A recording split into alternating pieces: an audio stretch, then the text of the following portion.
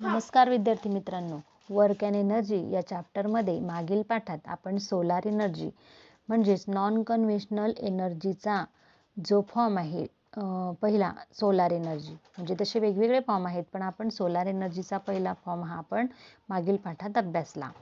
तर तशाच प्रकारे दुसरा फॉर्म आहे विंड एनर्जी, पवन ऊर्जा.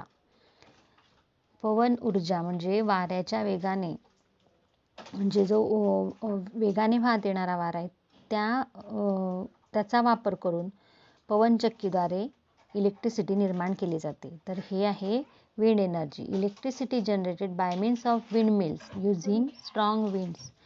A wind mill is also use for drawing water from a well.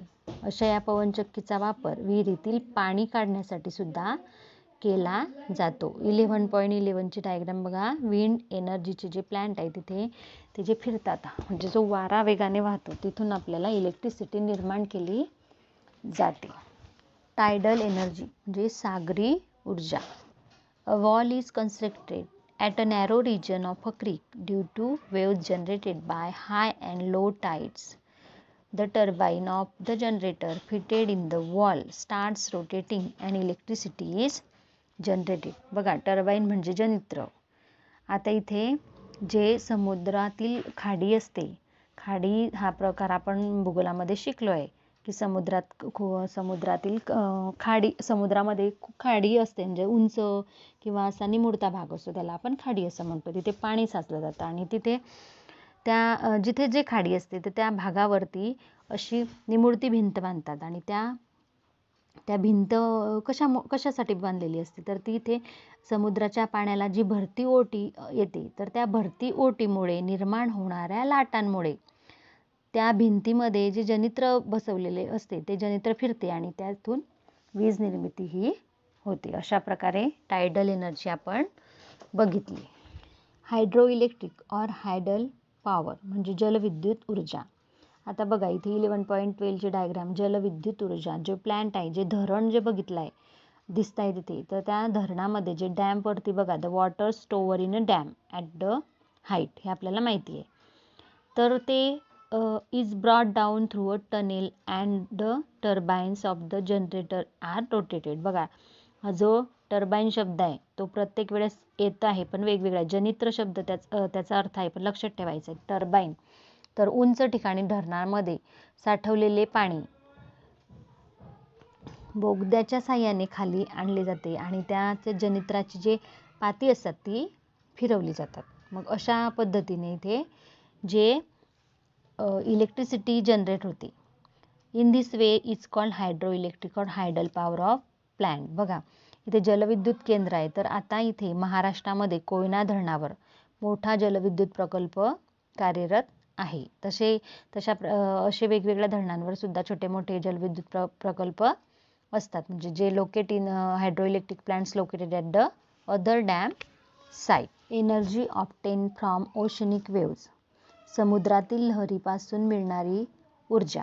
आपण जे मागे टायडल एनर्जी बघितली, तर ती टायडल एनर्जी समुद्रातील खाडीकडील चिंचोळा जो भाग असतो किंवा निमुळता जो भाग असतो तिथे भिंत बांधून तिथे ते जनित्र फिरून वीज तयार केली जाते. पण यामध्ये वेगळा आहे बघा, समुद्रातील लाटा, दोघांमधील डिफरन्स लक्षात ठेवायचा. समुद्रातील लाटा म्हणजे जे ओशनिक वेव्ज आहे, समुद्रातील लाटा पुढे पुढे जाताना एखाद्या ठिकाणी पाणी नियमितपणे वर खाली होत असते आणि या गोष्टीचा उपयोग करून तिथे इलेक्ट्रिसिटी निर्माण केली जाते. बघा, while sea waves move forward in a certain direction, the water moves up and down regularly at a position. This too can be used in generated electricity. Tidal waves आणि ओशनिक वेव्ज ह्या वेगवेगळ्या आहे, म्हणजे जे प्रकल्प आहे त्यांचं जे कार्य आहे ते एकच आहे, इलेक्ट्रिसिटी जनरेट करणं. पण त्याची जे फंक्शन आहे, म्हणजे ते कार्य तर एकच करतात फंक्शन, पण त्यांची जी प्रोसेस आहे करण्याची, जी पद्धत म्हणजे इलेक्ट्रिसिटी निर्माण करण्याची पद्धत वेगवेगळी आहे. त्याच्यामुळे आपण जो डिफरन्स जे काही वाचतो ते लक्षात ठेवायचा प्रयत्न करायचा.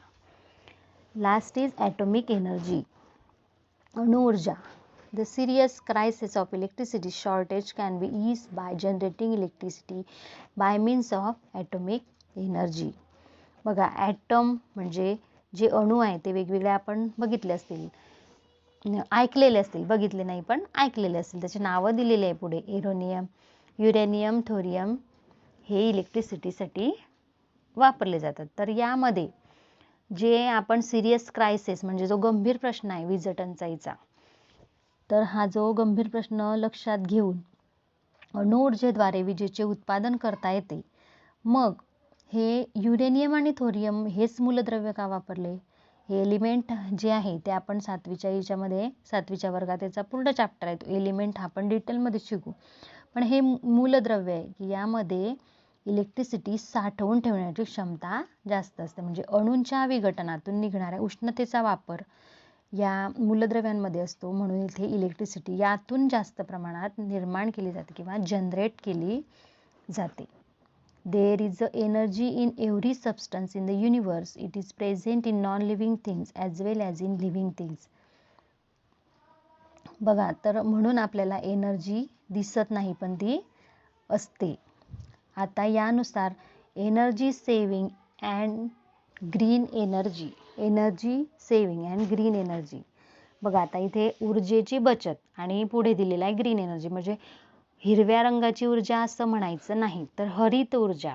तर याला हरित ऊर्जा का म्हटलं जातं किंवा म्हटलेलं असावं की जेणेकरून या ऊर्जा निर्माण करताना पर्यावरणाला हानिकारक घटक नसतात. किंवा मग कशामुळे याला ग्रीन एनर्जी म्हटलं जातं, तर इथे जो पूर्ण टॉपिक दिलेला आहे, in the way saving energy is as good as generating electric energy. There are several ways of saving energy such as putting off lamps when not needed.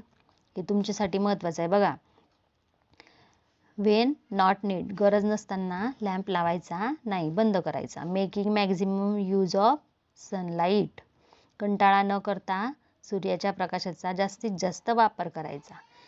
Saving energy and energy resources is very necessary.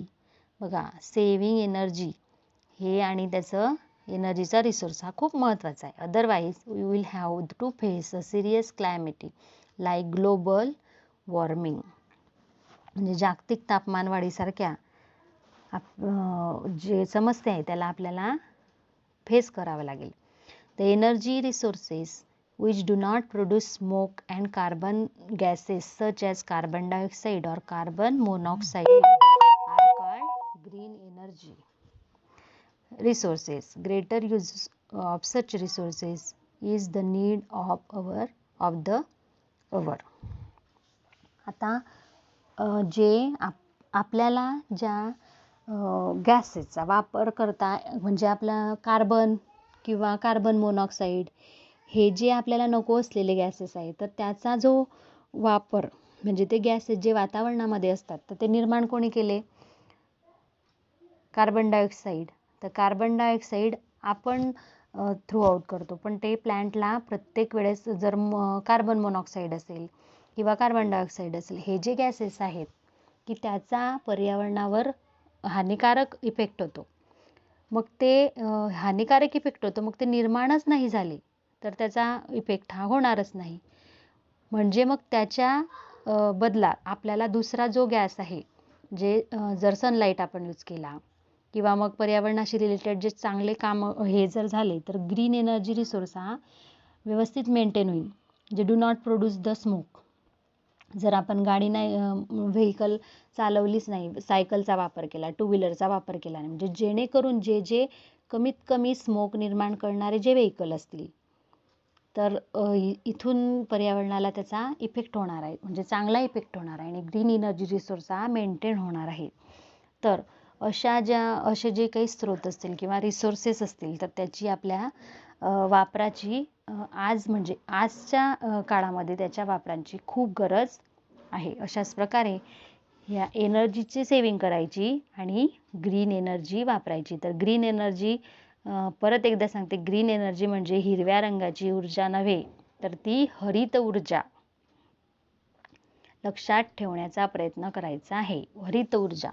आणि अशा ज्या चॅप्टरमध्ये आज आपण work is done when an object undergoes displacement on application of force. Energy is the capacity to do work various form एनर्जीचे. नंतर something that can be use obtain energy is called energy resources. And energy resources are two kinds, conventional आणि non conventional. तर difference बिटवीनमध्ये conventional energy आणि non conventional energy हा जो difference आहे तो तुम्ही होमवर्क म्हणून आज लिहायचा आहे. कन्व्हेन्शनल आणि नॉन कन्व्हेन्शनलचा डिफरन्स बिटवीन, म्हणजे तुम्हाला दोघांतली फरक कळेल, किती त्याचे प्रकार, त्या प्रकारांमध्ये कोणत्या एनर्जी येतात, कशा प्रकारे असतात, ते सर्व तुम्हाला इथे कळेल. इथे आपला पूर्ण चॅप्टर संपलेला आहे.